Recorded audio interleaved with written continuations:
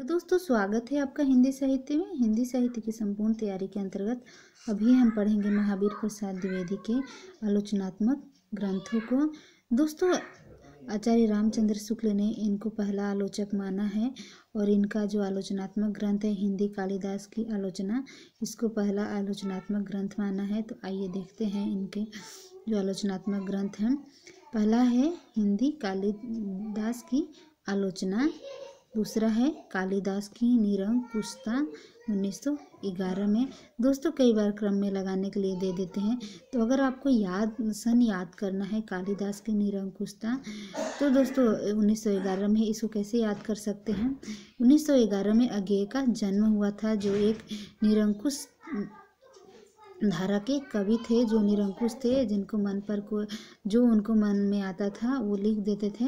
ऐसे कनेक्शन जोड़कर हम इसको याद कर सकते हैं। नेक्स्ट देखिए विक्रमांक देव चरित चर्चा 1907 में। तो दोस्तों देखिए विक्रमांक देव चरित चर्चा, इसको हम कैसे याद रख सकते हैं। 1907 में हजारी प्रसाद द्विवेदी का जन्म हुआ था, उसी समय ये रचना हुई थी, तो हमें याद हो गया हमेशा के लिए, कभी भी नहीं भूलेंगे। विक्रमांक देव चरित चर्चा 1907 में, और हजारी प्रसाद का जन्म काल भी 1907 का है। निषेध चरित चर्चा संपत्ति शास्त्र अर्थशास्त्र की आलोचना है दोस्तों ये।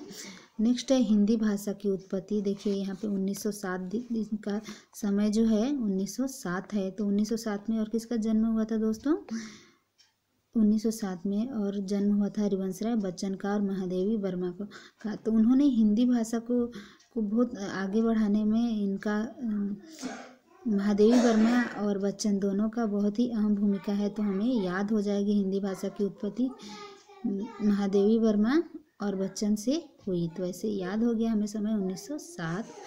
नेक्स्ट देखिए रसज्ञ रंजन, ये 1920 का है। सुकवि संकीर्तन 1924 में है, और साहित्यकार साहित्य सीकर 1929 का है। साहित्य संदर्भ 1924 का है। क्रम में लगाने के लिए आते हैं दोस्तों, तो इसको ध्यान रखिएगा।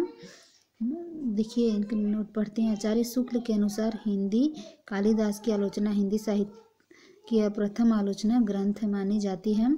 संपत्ति शास्त्र इनकी अर्थशास्त्र की समीक्षा से संबंधित पुस्तक है। इन्होंने अपने ग्रंथों में प्राचीन एवं नवीन कवियों के गुण दोषों का विवेचन व्यंग्यात्मक शैली में किया है। हिंदी में ब्रज भाषा के स्थान पर शुद्ध खड़ी बोली को, ये याद रखिएगा दोस्तों, महावीर प्रसाद द्विवेदी का यह बहुत बड़ा योगदान है हिंदी के लिए। हिंदी में ब्रज भाषा के स्थान पर शुद्ध खड़ी बोली को प्रतिष्ठित करने का श्रेय इन्हीं को दिया जाता है। इसके पहले सभी लोग ब्रज भाषा में ही लिखते थे।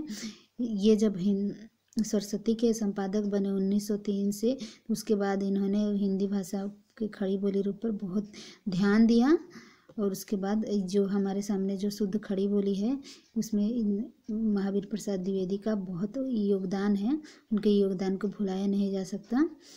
तो ये था दोस्तों आचार्य महावीर प्रसाद द्विवेदी के बारे में जानकारी। आशा है वीडियो आपको पसंद आई होगी और वीडियो आपके लिए लाभकारी होगी। अब मेरी वीडियो को अपने दोस्तों के साथ शेयर कीजिए। अगर ऐसी ही वीडियो आप प्राप्त करना चाहते हैं तो कमेंट करके बता सकते हैं। आपका कोई प्रश्न है पूछ सकते हैं। दोस्तों बार बार एक प्रश्न को पूछा जाता है कि मैं कौन सा किताब से पढ़ाती हूँ, तो देख लीजिए ये किताब का नाम है, ये हिंदी साहित्य का सरल एवं संक्षिप्त इतिहास। JRF नेट सेट कॉलेज प्रवक्ता स्कूल व्याख्याता वरिष्ठ अध्यापक एवं अन्य प्रतियोगी परीक्षाओं के लिए मानक एवं उपयोगी पुस्तक। ये मनोज कुमार मिश्रा की बुक है, और मैं एक पुस्तक से पढ़ाती हूँ, उसको भी देख लीजिए आप। ये है उपकार पब्लिकेशन की UGC net JRF set Hindi द्वितीय प्रश्न पत्र प्रैक्टिस सेट सहित ओंकारनाथ वर्मा की। और एक बुक है दोस्तों मैं उससे पढ़ाती हूँ, वो है नाम तो याद नहीं आ रहा, वो है विवेक शंकर की बुक है, उससे पढ़ाती हूँ। और जो क्वेश्चन आंसर मैं कराती हूँ वो अरिहंत की बुक से कराती हूँ। तो ये सारी जानकारी था, आप देख लीजिए। थैंक यू दोस्तों मेरी वीडियो को देखने के लिए।